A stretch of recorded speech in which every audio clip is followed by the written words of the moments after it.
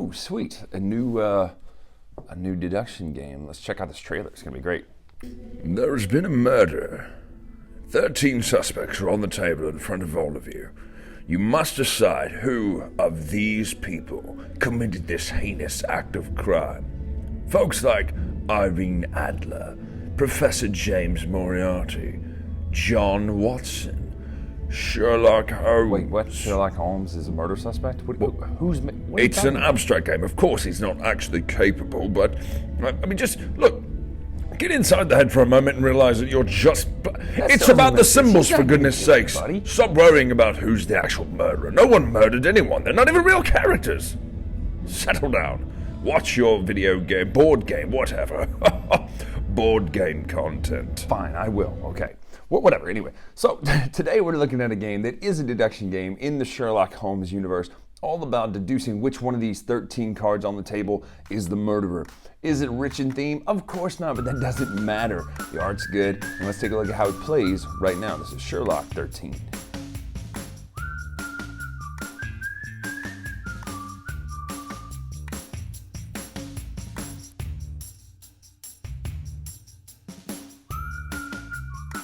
So, Sherlock 13. It's been a while since we've done the snap, right? I know, I miss it.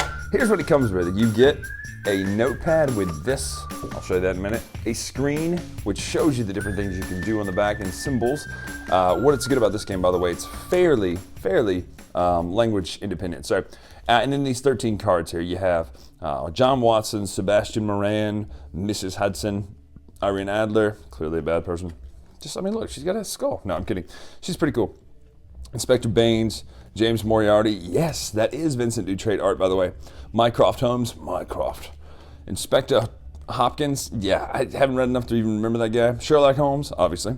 Inspector Lestrade, and Inspector Lestrade, I like that he looks a little bit like the dude from the old school Basil Rathbone, Nigel Bruce ones. Inspector Gregson, Mary Marston, and Inspector Bradstreet. Look at that. So essentially, these cards all have symbols on them. You notice that they have 3 different symbols or 2 different symbols on them. That corresponds to your little check sheet here. You're going to get dealt a certain amount of cards based on player count. You're going to check off who you have. You're going to name who you have first, and then you're going to mark as many symbols as you have up here.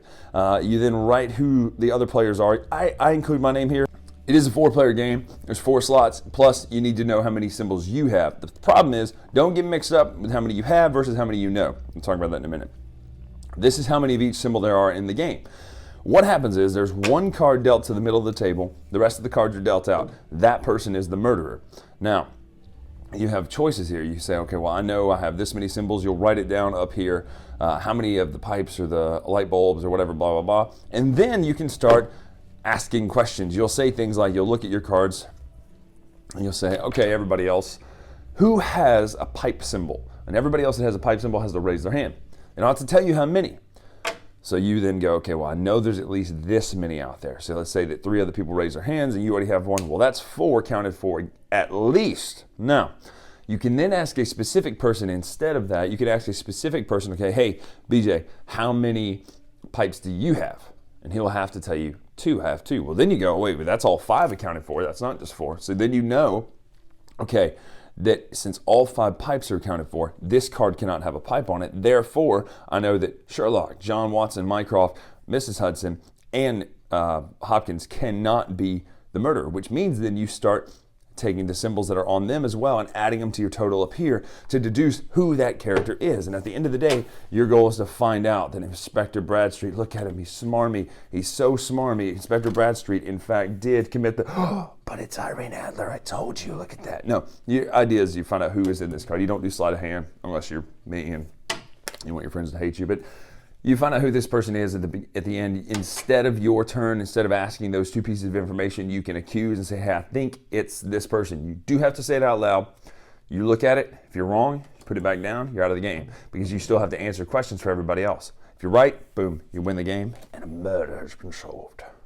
So that's Sherlock 13. It's pretty straightforward. And I'll tell you ahead of this because, again, the intro video makes it look like I'm poking at the game a little bit. I love this game. I think it's one of the best little deduction games there is. I'm always looking for quick deduction games that feel just fun to play. And this one really does it. I love that moment of, well, let's see, I have this person. Now I know that I have this many symbols, which means that all those symbols are accounted for, which means that those symbols are now accounted for, which means this, but hey, I'm ready to guess on my turn. So I really like the way that it combos and you can actually deduce. There are some deduction games that say you can deduce that really don't let you deduce. They let you kind of just check things off of a list until you go, well, it has to be this. I don't have any other options. This one, the smart players out there are going to be like, well, Bryan, that's actually what this one does too. I get that, but you get to do deduction earlier because you go, well, it has to be this. I have a feeling based on what they just said that that I'm not accounting for something twice. And you really have to start making those hard decisions of, wait a minute, did I mess up? Did I account for a symbol as counting it twice because I asked this person how many they had, and then I asked everyone how many or who had that one, and did I mess it up, and did I get it right? There's a lot of like brain torment that's going on in the middle of the game. It's a quick game. It looks good, it's quick. I love the small box. This can be played in a very large group. I just love how quick it plays. I love how it looks on the table. By that I mean I like the art. I think it's really just simple. The symbols make sense. They just work. It's just a fun game. It's a fun deduction game. So if you're looking for a fun filler deduction game to fit in those slots in between games on game nights, this is one to definitely check out. Even the 2-player version is not bad. It's not the same because you have 3 unknowns, you have 2 on the table, and you can swap out cards for, but when you swap out cards, you're giving the other person information. It's not bad, but it's also it's different. So I recommend trying it with the 2-player method, but at the core, I'm always going to play it on the bigger method. So sorry for this nondescript background today. I had to shoot elsewhere. But it is a really fun game, and I hope you go check it out. Sherlock 13 is one of my favorite deduction games that has come out in a long time, mainly because it is quick. It's not this huge brain burn that takes forever, and you're like, oh man, I spent 30 minutes feeling like a moron. No, at worst, you're gonna spend 10 minutes feeling like an idiot if you do. But for me, I just enjoy how quick the deduction happens. I enjoy that it's based on the symbols and that you get to start deducing from those symbols who the murderer is. So, I'm Bryan Drake here on the Dice Tower. Make sure to follow us on Twitter, Instagram, etc. at Dice Tower Bryan. Till then, we'll see you.